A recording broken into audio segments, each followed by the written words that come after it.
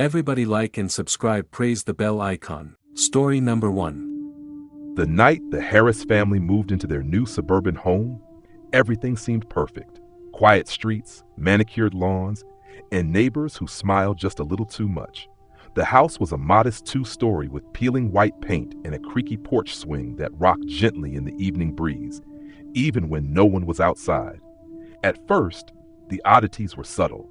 Footsteps in the hallway when everyone was asleep, lights flickering without explanation, the faint scent of something sour lingering in the air.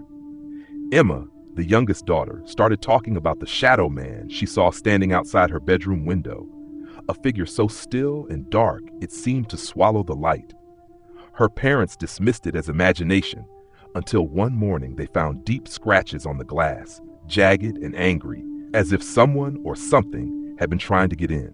Neighbors stopped by ostensibly to welcome the family, but their conversations felt rehearsed, their eyes darting nervously towards the house rather than at the new occupants. One elderly woman warned them to never go into the basement after dark, muttering something about a darkness that feeds. The Harrises laughed it off until the basement door, once firmly shut, was found wide open with muddy footprints trailing upstairs. Late one night, the family awoke to a piercing scream from the living room. They rushed out to find all the furniture rearranged, heavy objects tipped over, and a strange symbol carved deep into the hardwood floor, a twisted circle with jagged lines reaching out like claws. No one could explain how it got there or what it meant. The unease grew.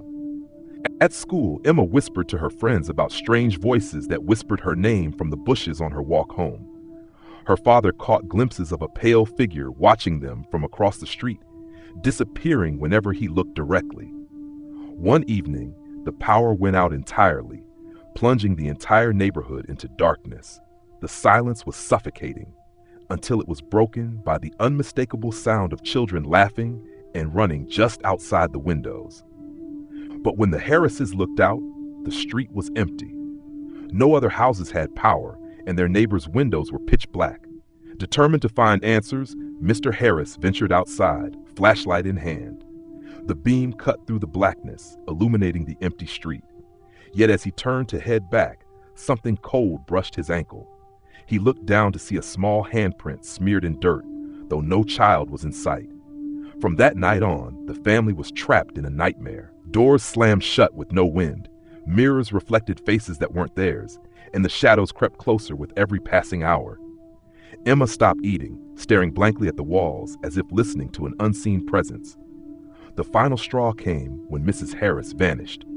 The family searched desperately, finding only a trail of muddy footprints leading from the basement door and fading into the darkness beneath the house. Police found no signs of forced entry or struggle, only the carved symbol faintly glowing on the basement floor. Neighbors began to avoid the Harris house altogether, whispering about the cursed family that had moved in and disappeared one by one. To this day, the house stands abandoned, the porch swing swaying on its own, a faint scratching noise echoing from inside whenever the wind dies down. Those who dare walk past say they can see pale faces pressed against the windows, silently begging to come out, and if you listen closely, you might hear the shadow man calling your name. Story number 2. The Maplewood suburb was the kind of place where families felt safe letting their kids roam free until dusk. Tree-lined streets, friendly neighbors waving as you passed, and houses that all looked just a little too perfect. But behind that perfect facade, the Whitman family's experience was anything but normal. It started the day they moved in. Mr. Whitman noticed the mailbox was old and rusted, hanging crooked on a bent post. He shrugged it off as just needing repair. But every morning, no matter how many times they fixed it, the mailbox would be found slightly open, like someone had been rifling through their letters. One night, Mrs. Whitman awoke to a low tapping sound against the window. At first, she thought it was a branch brushing in the wind, but when she peeked outside, nothing was there. The tapping continued night after night, always at the same time, 3:17 a.m. Sometimes, there were faint whispers that seemed to come from the trees themselves, but no words she could understand. Their teenage son, Jake, started acting strange. He complained of nightmares filled with shadowy figures that chased him through endless hallways. When he woke, he found deep bruises on his arms that hadn't been there before. The family chalked it up to stress until Jake vanished one morning without a trace. His bedroom was untouched, but on his mirror, the words, "I see you," were smeared in what looked like dirt or something darker. The Whitmans called the police, but neighbors reported nothing unusual. Surveillance cameras showed only static when pointed at Jake's room. And then the neighbors started acting weird too, avoiding eye contact, closing curtains as soon as anyone approached, and sometimes disappearing for days. One evening, Mr. Whitman was fixing the mailbox under the dim glow of the porch light. Suddenly, the air turned icy cold, and the shadows around the house thickened unnaturally. From the darkness, a pale figure emerged, a woman with hollow eyes and a cracked smile, dragging her feet as if weighed down by unseen chains. She pointed directly at Mr. Whitman and whispered, "He's mine now." From that night on, the Whitmans never felt alone. Doors slammed shut on their own, lights blinked erratically, and the mailbox rattled incessantly, no matter the wind.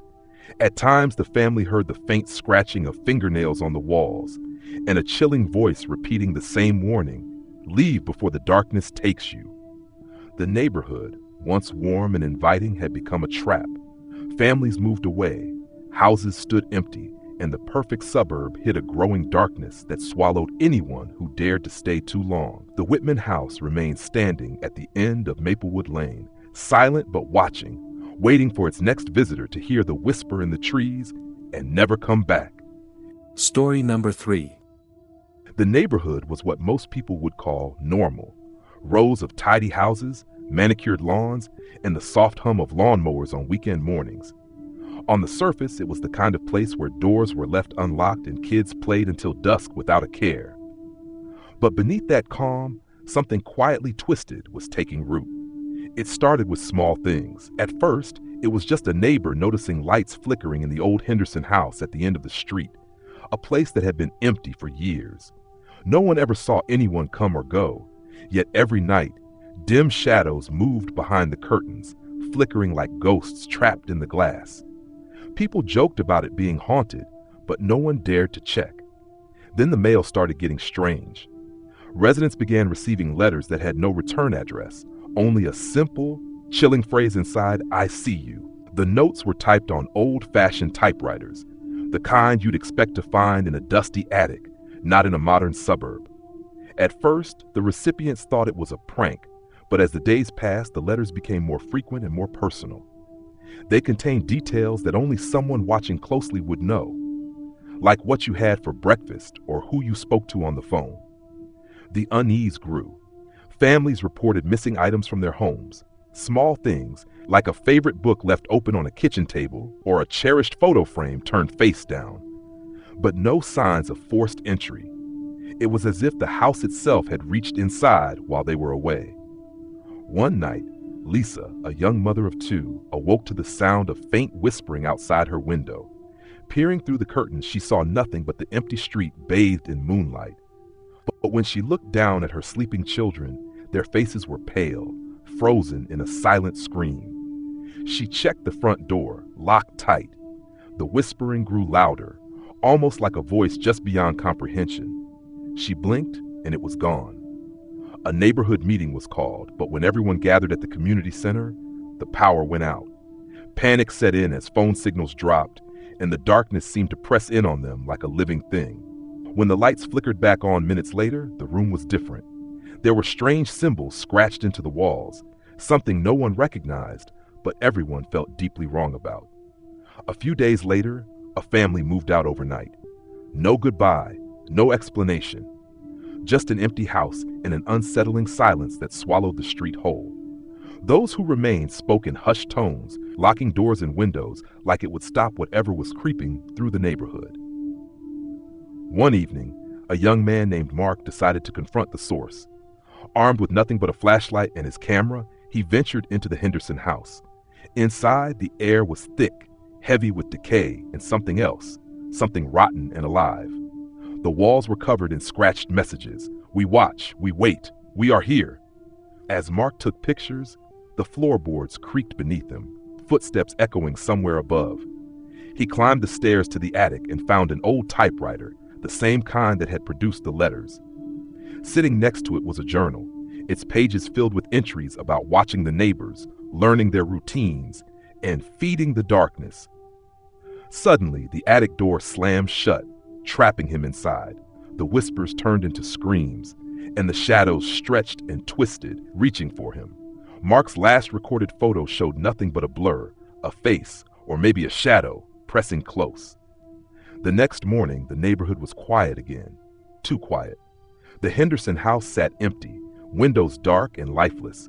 No one saw Mark again, and the letters stopped.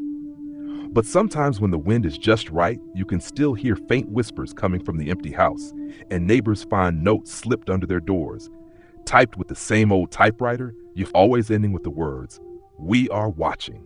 Story number 4. In the quiet, picture-perfect suburb of Maplewood, everything seemed normal at first glance.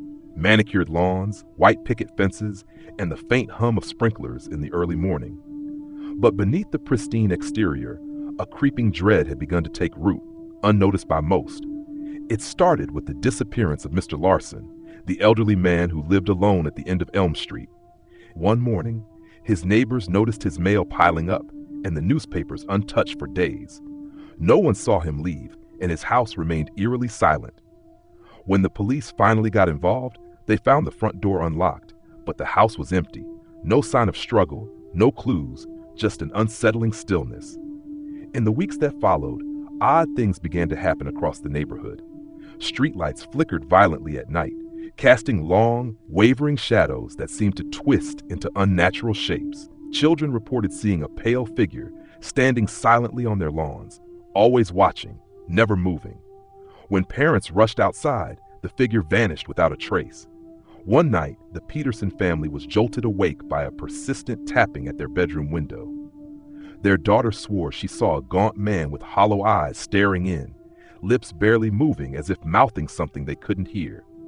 The family searched their yard at dawn, finding small, lush, muddy footprints circling the house, but no entry points or explanation.